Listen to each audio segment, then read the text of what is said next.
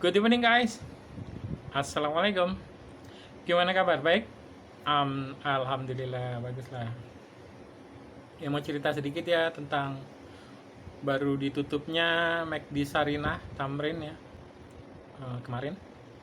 Bayangin perusahaan sebesar itu waralaba dari Amerika Serikat gede banget tutup kalah kalah banyak sama Sabaina Fried Chicken.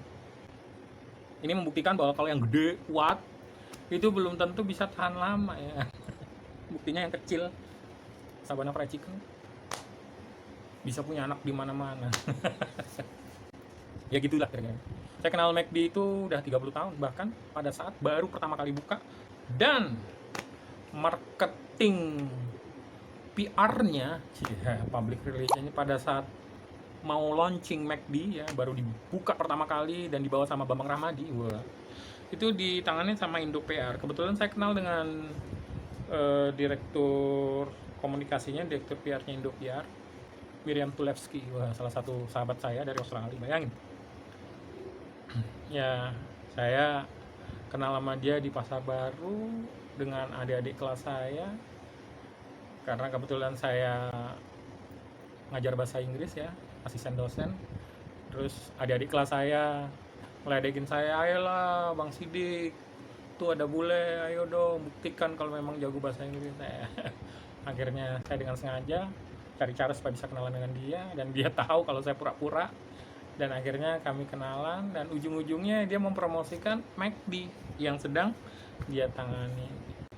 Ya soft openingnya loh, serius, waralaba terbesar itu soft openingnya di Indonesia itu.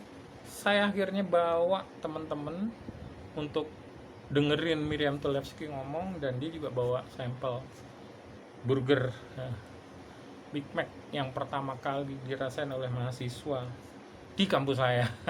Tuh, aduh sayang tuh bule, nggak suka sama saya. Kalau nggak udah punya anak cakep saya. Forget it. Oke. Cuman yang saya bingung itu ya, McD yang segitu gedenya, ketika dia ditutup gitu ya, banyak orang yang turut berduka gitu loh, pakai nyalain lilin banyak banget.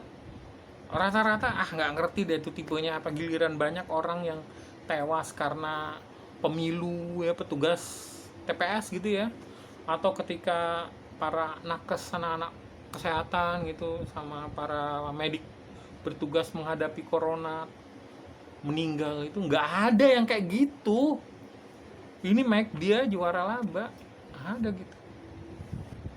Dan sananya saya dikasih tahu ini mungkin karena yang datang itu kebanyakan para penggemar knalpot. Nah, saya nggak ngerti ya, para pengenal knalpot. Saya pikir wah kalau saya mau nyari knalpot racing harusnya lari ke McD Sari. Nah, nggak taunya bukan itu maksudnya.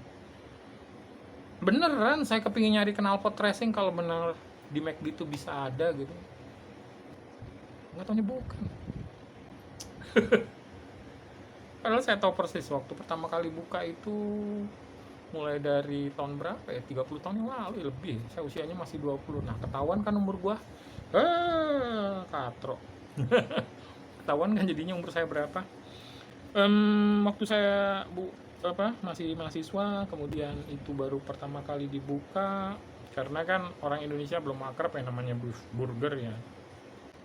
Indo PR sebagai liaison atau lembaga resmi humasnya gitu yang ditunjuk oleh McD memperkenalkan bahwa beef burger itu dagingnya halal. Bukan hamburger, itu daging babi ya. Ya sama lah kayak di Bandung kan kemarin katanya telah ditangkap 32 ton. Bayangin 32 ton orang dari Solo berdagang daging babi yang dikemas sedemikian rupa kayak daging sapi. Nah, jadi kita kadang-kadang nggak tahu, orang Indonesia itu kan sangat penakut ya, sangat khawatir dengan makanannya. Jadi Indopiar waktu itu memperkenalkan beef burger itu bukan ham, bukan daging babi. Nah, itu adalah satu hal yang tugas yang berat ya. Tapi untungnya Indonesia itu permisif.